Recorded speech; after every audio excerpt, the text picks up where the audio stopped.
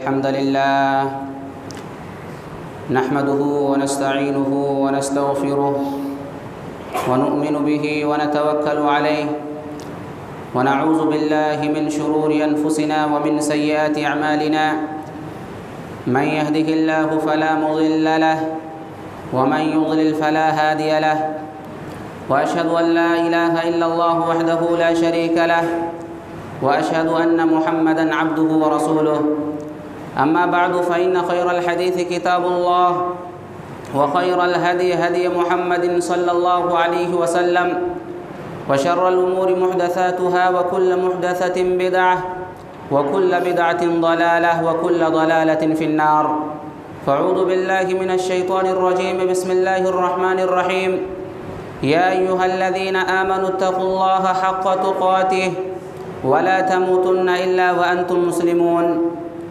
يا أيها الناس اتقوا ربكم الذي خلقكم من نفس واحدة وخلق منها زوجها وبث منهما رجالا كثيرا ونساء واتقوا الله الذي تساءلون به والأرحام إن الله كان عليكم رقيبا يا أيها الذين آمنوا اتقوا الله وقولوا قولا سديدا يصلح لكم أعمالكم ويغفر لكم ذنوبكم ومن يطع الله ورسوله فقد فاز فوزا عظيما وقال تعالى في كلامه المجيد وما أرسلنا من رسول إلا ليطاع بإذن الله محترم سامعین کرام، بزرگان دین، نوجوانان ملت اسلامیہ اور خواتین اسلام، گزشتہ خطبہ جمعہ میں عبادت کس کی اور کیسی اس موضوع کے حوالے سے کچھ باتیں آپ کے سامنے رکھی گئی تھی۔ انشاءاللہ العزیز آج کے اس خطبہ جمعہ میں بھی اسی تعلق سے کچھ باتیں آپ کے سامنے رکھنے کی کوشش کروں گا۔ اللہ رب العالمین سے دعا ہے کہ رب العالمین مجھے حق بات کہنے، کتاب و سنت کے مطابق بیان کرنے، ہم سب کو حق بات سننے اور اس پر عمل کرنے کی توفیق عطا فرمائے، آمین۔ محترم سامعین، اسلام کسے کہتے ہیں؟ شریعت کسے کہتے ہیں؟ اسلام کیا ہے؟ شریعت کیا ہے؟ آئیے سب سے پہلے اس کو حدیث کی روشنی میں سمجھتے ہیں۔ حدیث اس طرح ہے، عن عبد الله بن عباس رضي الله تعالى عنهما أن ضمام بن ثعلبة أخا بني سعد بن بكر لما أسلم سأل النبي صلى الله عليه وسلم عن فرائض الإسلام من الصلاة وغيرها فعد عليه صلوات الخمس لم يزد عليهن ثم الزكاة ثم صيام رمضان ثم حج البيت ثم أعلمه ما حرم الله عليه فلما فرغ قال أشهد أن لا إله إلا الله وأشهد أنك رسول الله وسأفعل ما أمرتني به لا أزيد ولا أنقص قال ثم ولى فقال رسول الله صلى الله عليه وسلم إن يصدق ذو العقيصتين يدخل الجنة رواه أحمد في مسنده۔ اس حدیث کو امام احمد بن حنبل رحمۃ اللہ علیہ اپنی کتاب مسند احمد کے اندر لائے ہیں۔ راوی حضرت عبداللہ بن عباس رضی اللہ تعالیٰ عنہ ہیں۔ فرماتے ہیں کہ جب ضمام بن ثعلبہ رضی اللہ تعالیٰ عنہ اسلام لائے، اس وقت وہ پیارے نبی صلی اللہ علیہ وسلم کی خدمت میں حاضر ہوئے اور پیارے نبی صلی اللہ علیہ وسلم سے سوال کیا کہ یا رسول اللہ، آپ مجھے بتائیے کہ اسلام کیا ہے؟ اسلام کیا ہے؟ آپ مجھے بتائیے۔ پیارے نبی صلی اللہ علیہ وسلم نے فرمایا کہ اسلام نام ہے توحید کا، اسلام نام ہے نماز کا، اسلام نام ہے زکوٰۃ کا، اسلام نام ہے رمضان کے روزوں کا، اسلام نام ہے حج کا، اور یہ چیزیں حرام ہے اور یہ چیزیں حلال ہے۔ یہ کہہ کر کے پیارے نبی صلی اللہ علیہ وسلم خاموش ہو گئے۔ پیارے نبی صلی اللہ علیہ وسلم نے صرف 2 منٹ کے اندر ان کو پورا اسلام سمجھا دیا۔ پیارے نبی صلی اللہ علیہ وسلم نے 2 منٹ میں ان کو پورا اسلام بتا دیا۔ جب پیارے نبی صلی اللہ علیہ وسلم اپنی بات کہہ کر کے خاموش ہو گئے، فلما فرغ، جب پیارے نبی صلی اللہ علیہ وسلم اپنی باتوں سے فارغ ہو گئے، اپنی بات کہہ کر کے رک گئے، قال، زمام ابن ثعلبہ رضی اللہ تعالیٰ عنہ نے فرمایا، اشہد ان لا الہ الا اللہ واشہد انک رسول اللہ، کہ میں گواہی دیتا ہوں کہ اللہ کے علاوہ کوئی معبود حقیقی نہیں اور آپ اللہ کے رسول ہیں۔ حضرات آپ دیکھیں کہ صحابی رسول کس بات کی گواہی دے رہے ہیں کہ اللہ کے علاوہ کوئی معبود حقیقی نہیں۔ اگر معبود حقیقی کوئی ہے تو وہ اللہ رب العالمین ہے۔ عبادت کس کی؟ عبادت صرف اور صرف اللہ رب العالمین کی۔ اور عبادت کیسی؟ صحابی رسول گواہی دے رہے ہیں کہ میں گواہی دیتا ہوں کہ آپ اللہ کے رسول ہیں، یعنی عبادت محمد صلی اللہ علیہ وسلم جیسی۔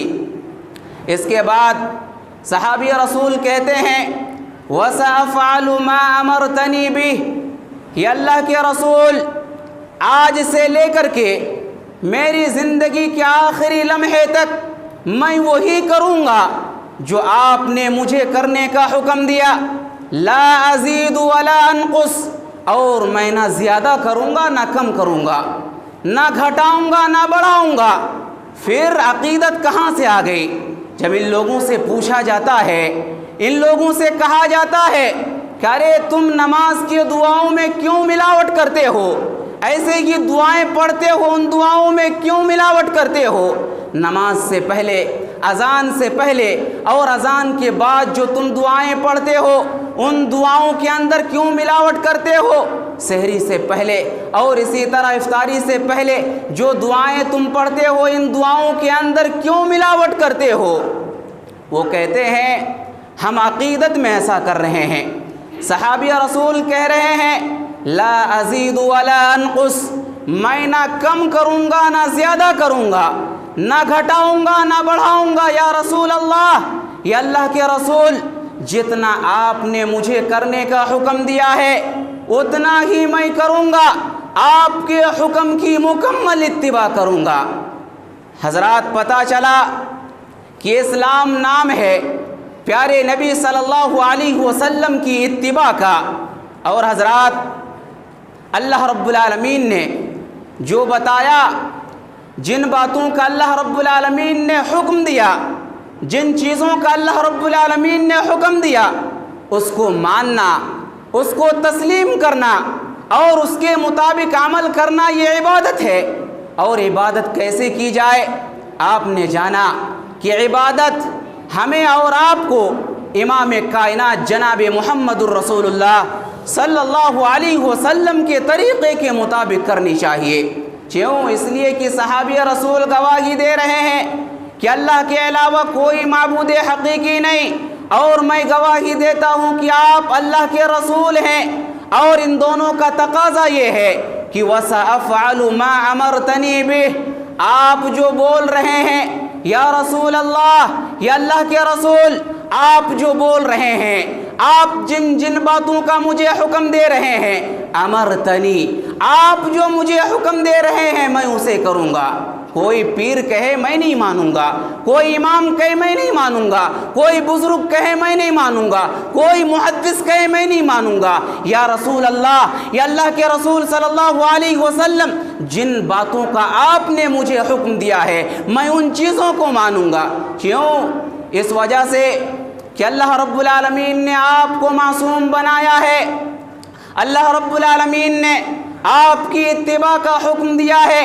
اللہ نے فرمایا وَمَا أَرْسَلْنَا مِن رَّسُولٍ إِلَّا لِيُطَاعَ بِإِذْنِ اللَّهِ، کہ ہم نے جتنے بھی انبیاء بھیجے، جتنے بھی رسول بھیجے، ان سبوں کے بارے میں حکم دیا، یہ میرا حکم ہے، یہ میرا آرڈر ہے، یہ میرا اذن ہے کہ ان سب کی اتباع کی جائے، ان سب کی پیروی کی جائے۔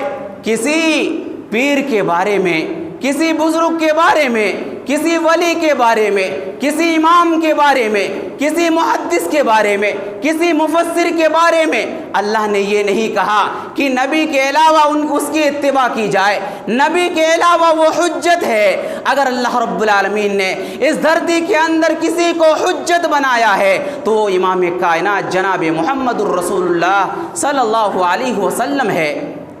امام کائنات جناب محمد الرسول اللہ صلی اللہ علیہ وسلم حجت ہے۔ کیوں؟ اس لیے کہ آپ معصوم ہے اور معصوم ہی کی اتباع کی جاتی ہے، غیر معصوم کی اتباع مشکوک ہوتی ہے، کبھی کبھار صحیح بھی ہو جاتی ہے اور کبھی کبھار غلط بھی ہو سکتی ہے، اور جب یہاں پر کوئی گڑبڑ ہو جائے تو اس کو پیش کیا جائے معصوم کے اوپر، معلوم ہو جاتا ہے کون صحیح ہے کون غلط ہے، تو پھر لے دے کر کے بات وہیں پر پہنچ گئی کہ معصوم کی اتباع کی جائے، اور معصوم ہی کی اتباع کرنے پر اللہ رب العالمین نے جنت کا وعدہ فرمایا ہے۔ اسی لیے تو صحابی رسول کہہ رہے ہیں وَسَأَفْعَلُ مَا أَمَرْتَنِي بِهِ، کہ اللہ کے رسول آپ نے جن جن باتوں کا مجھے حکم دیا ہے میں وہی کروں گا، لا ازید ولا انقص، میں نہ کم کروں گا اور نہ ہی زیادہ کروں گا۔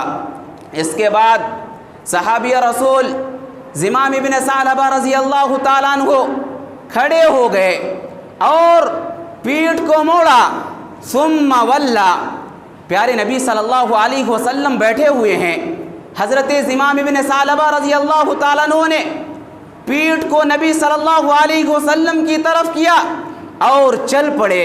آج لوگ جب مزاروں کے پاس جاتے ہیں، صاحب قبر کے پاس جاتے ہیں، چادر چڑھانے کے لیے جاتے ہیں، اور پھر جب واپس پلٹتے ہیں تو چہرہ انہی کی طرف رہتا ہے، ارے کہیں ایسا نہ ہو کہ پیچھے کوئی چیز ہو ٹھوکر کھا کر کے انسان گر پڑے۔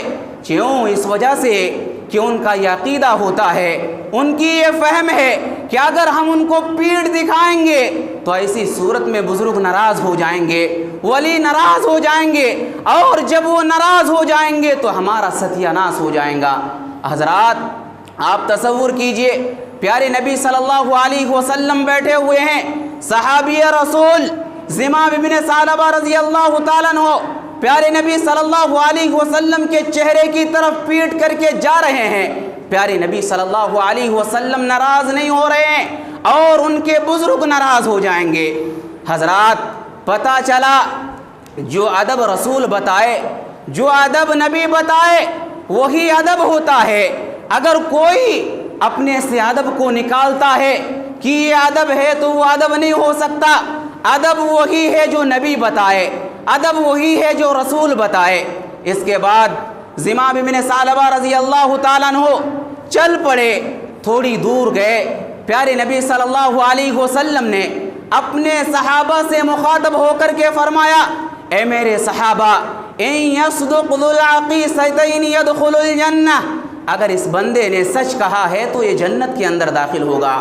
حضرات پتہ چلا کہ اگر نماز پڑھی جائے تو نماز نبی کے طریقے پر پڑھی جائے، اگر نماز نبی کے طریقے پر نہیں تو وہ نماز نہیں، اس لیے کہ وہ نبی کے طریقے پر نہیں۔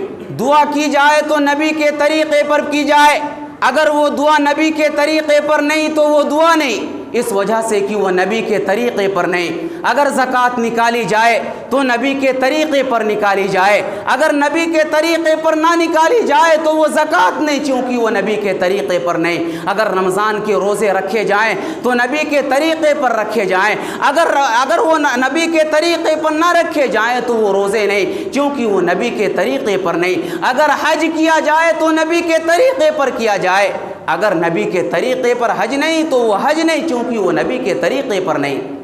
حضرات اگر کوئی انسان رسول اکرم صلی اللہ علیہ وسلم کے طریقے کے مطابق کوئی عمل کرے لیکن اس کو الٹا کر دے تو پوری شریعت الٹی ہو جاتی ہے۔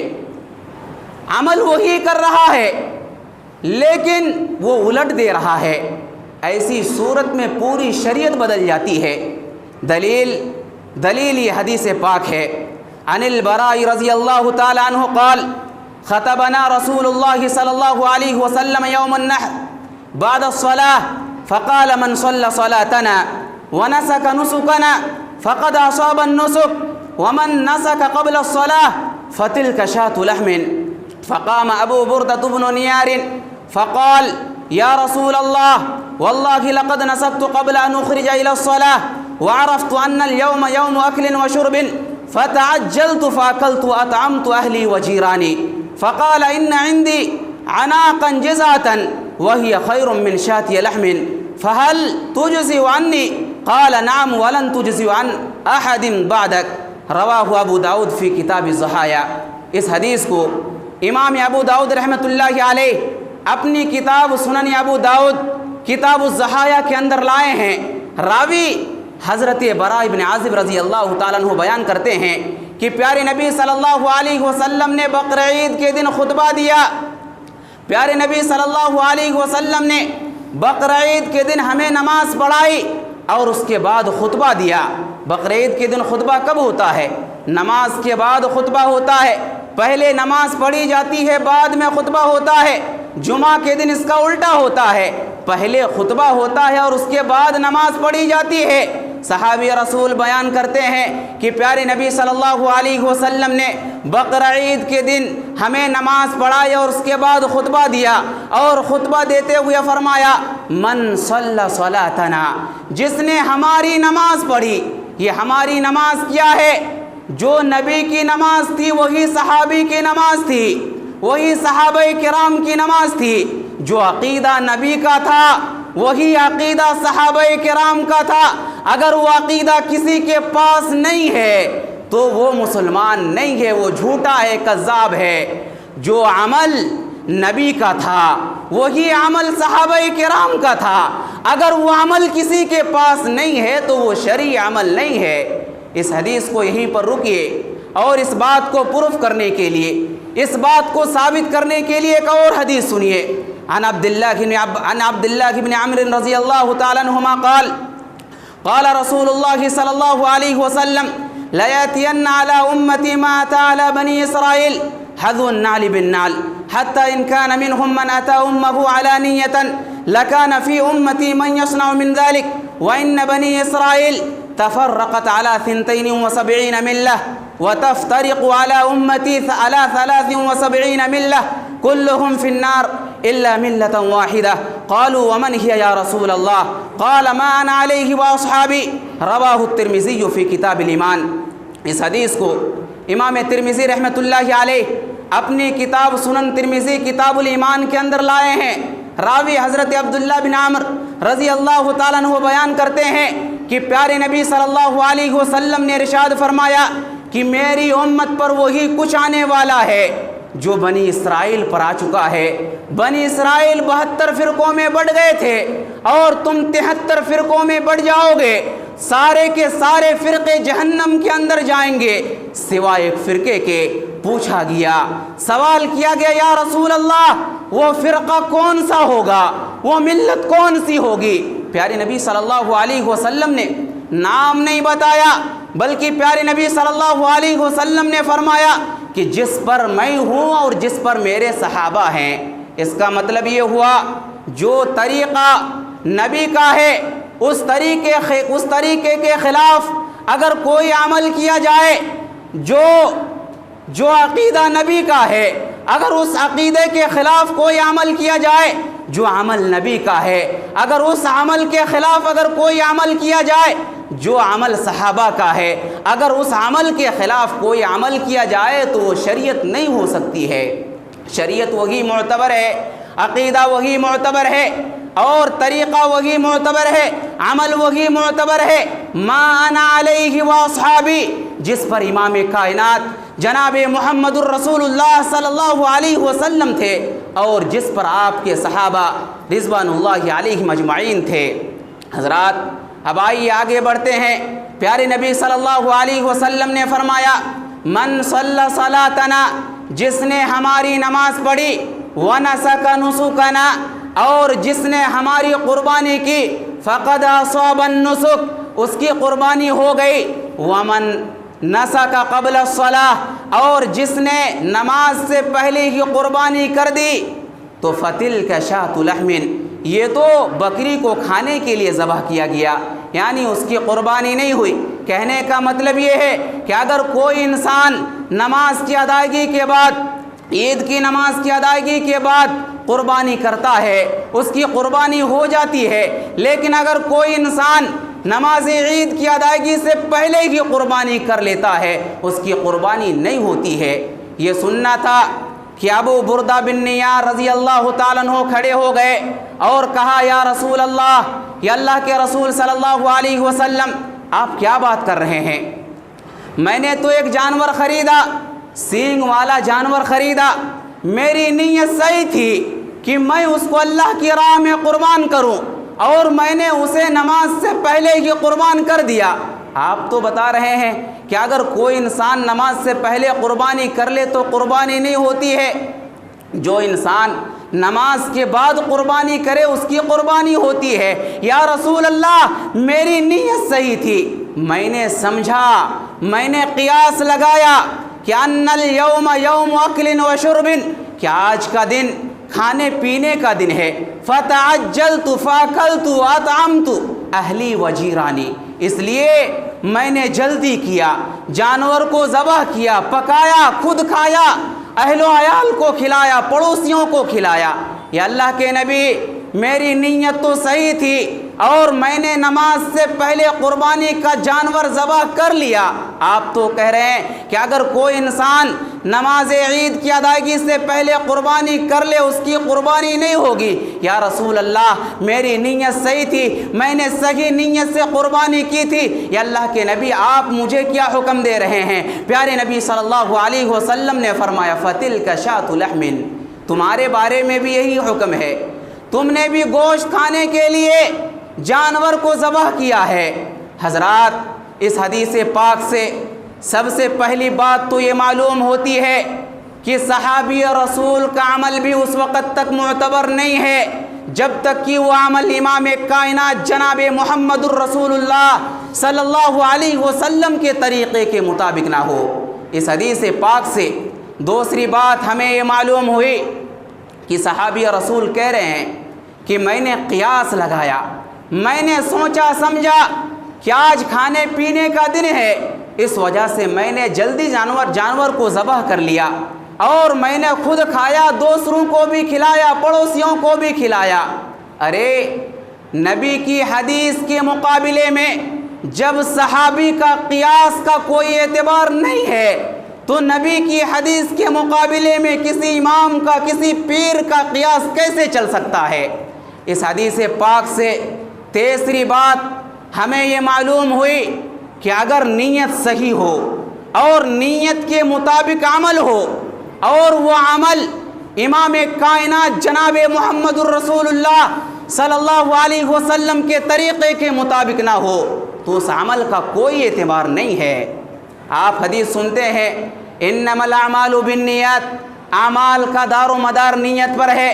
اگر نیت صحیح ہے تو عمل صحیح ہے، نہیں، اگر نیت صحیح ہو اور نیت کے مطابق عمل ہو اور وہ عمل امام کائنات جناب محمد الرسول اللہ صلی اللہ علیہ وسلم کے طریقے کے مطابق نہ ہو تو نیت بھی بیکار ہے اور عمل بھی بیکار ہے۔ آپ دیکھ رہے ہیں صحابی رسول کیا کہہ رہے ہیں؟ میں نے جلدی کی، جانور کو لایا، نماز عید کی ادائیگی سے پہلے ہی میں نے جانور کو ذبح کر دیا۔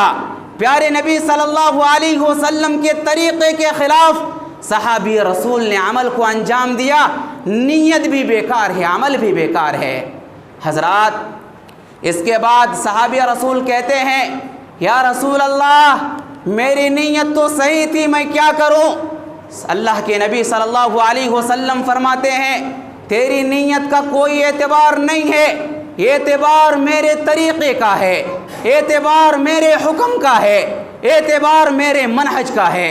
یا اللہ کے نبی، میرے پاس ایک سال کا چھوٹا سا بچہ ہے، ایک جانور کا بچہ ہے، کیا وہ ہمارے لیے کافی ہو جائے گا؟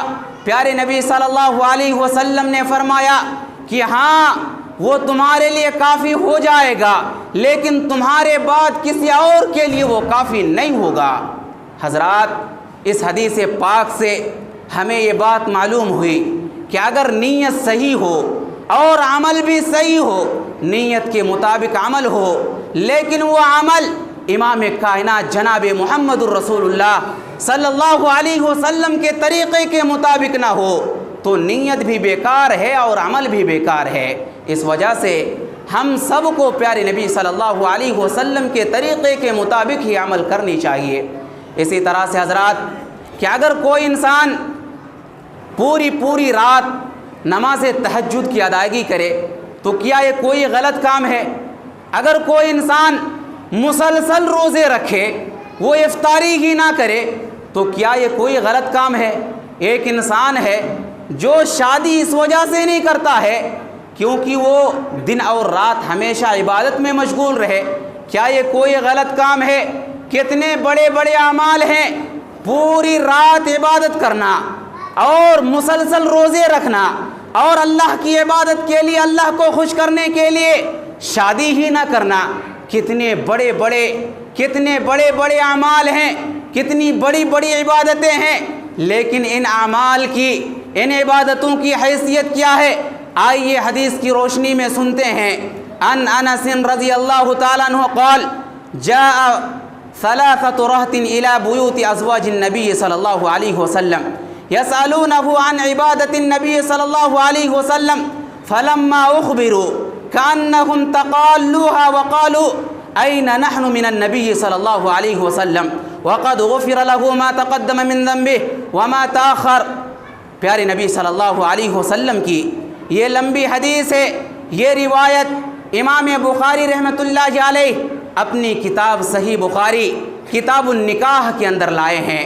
پیارے نبی صلی اللہ علیہ وسلم کی اس حدیث میں حضرت انس رضی اللہ تعالیٰ عنہ اس حدیث کے راوی ہیں، فرماتے ہیں کہ 3 لوگ صحابہ کرام میں سے 3 صحابی رسول پیارے نبی صلی اللہ علیہ وسلم کے ازواج مطہرات کے پاس آئے۔ کیوں؟ تاکہ وہ پیارے نبی صلی اللہ علیہ وسلم کی عبادت کے بارے میں معلوم کرے۔ پیارے نبی کتنی عبادت کرتے ہیں؟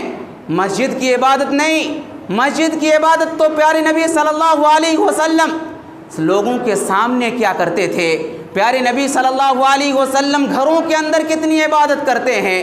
اس کی خبر لینے کے لیے 3 صحابی رسول آئے، امہات المومنین نے بتایا تو انہوں نے کم سمجھا، انہوں نے کہا کہ ارے نبی کہاں، ہم کہاں؟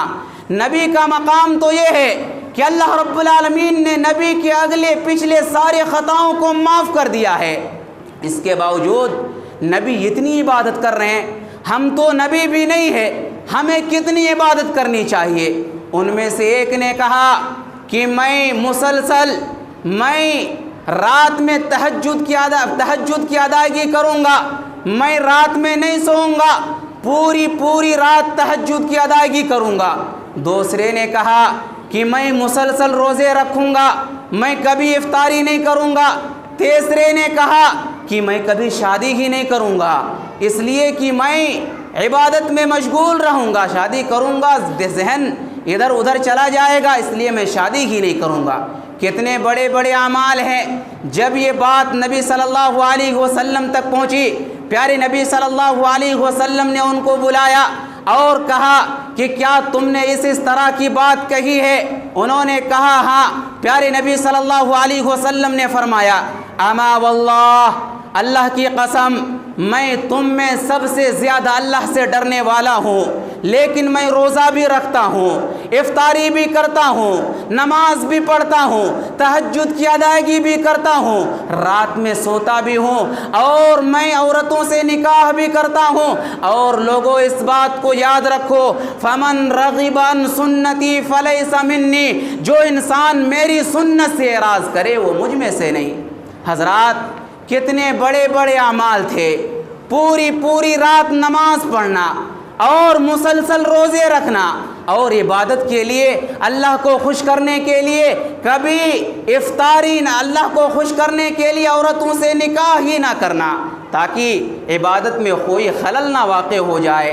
کتنی بڑی بڑی عبادتیں ہیں، کتنے بڑے بڑے اعمال ہیں، لیکن یہ اعمال چونکہ پیارے نبی صلی اللہ علیہ وسلم کے طریقے کے مطابق نہیں ہے، اس وجہ سے ان اعمال کا کوئی اعتبار نہیں ہے۔ حضرات وقت ہو چکا ہے، خلاصہ کلام یہ کہ ہم سب کو چاہیے کہ ہم اللہ رب العالمین کی عبادت کریں اور عبادت اس طریقے پر کریں جس طریقے سے عبادت کرنے کا حکم پیارے نبی صلی اللہ علیہ وسلم نے دیا ہے۔ دعا ہے کہ اللہ رب العالمین ہم تمام لوگوں کو کتاب اللہ اور سنت رسول اللہ کے مطابق زندگی گزارنے کی توفیق عطا فرمائے۔ یا اللہ تو ہم تمام لوگوں کو سنت رسول اللہ کے مطابق ساری عبادتوں کو انجام دینے کی توفیق عطا فرما۔ یا اللہ جو ہم میں سے بیمار ہے انہیں شفاء کامل عاجل عطا فرما۔ یا اللہ ہم میں سے جو مقروض ہیں انہیں قرض کی ادائیگی کا اسباب مہیا فرما۔ یا اللہ ہم میں سے ہر انسان کو اپنے والدین کی خدمت کرنے کی توفیق عطا فرما۔ ہم جب تک جئیں ایمان و اسلام پر جئیں، جب ہمارا خاتمہ ہو تو ایمان باللہ پر ہو۔ بارک اللہ لنا ولکم فی القرآن المجید ورفعنی وإیاکم بالآیات والذکر الحمید، انہ تعالی جواد کریم ملک بر رؤوف۔